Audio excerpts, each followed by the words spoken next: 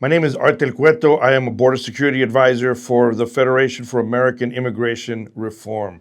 I'm very happy to be here and let you guys know the reality of what's happening. You've seen videos of us out in the desert.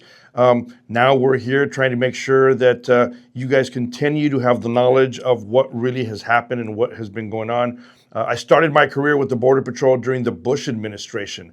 So I've seen different changes depending on the administration. And I can tell you, under the Bush administration, I remember my very first group was a group of 60 plus. I was by myself, and I remember thinking, where is my backup? When are they showing up? And you get on the radio and you hear somebody say that they have an ETA, estimated time of arrival, of over 30 minutes. So you better figure out in those 30 minutes how you're going to entertain 60 individuals that attempted to enter the country illegally.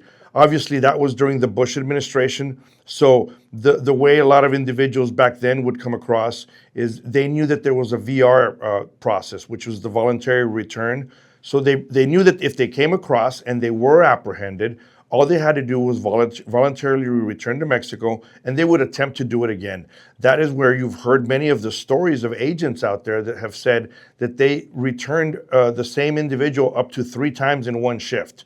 Obviously, that depends on what area of the border you're working at. I worked the most of my career on the Tohono O'odham Reservation in Arizona. That is more of a remote area.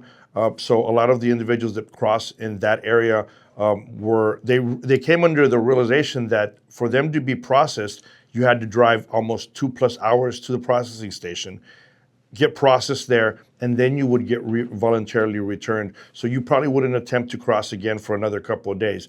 But again, that was under the Bush administration when we were seeing groups come across, knowing full well all they had to do is say, I did it, I came across illegally. They would be voluntarily returned, and they would try again the next day.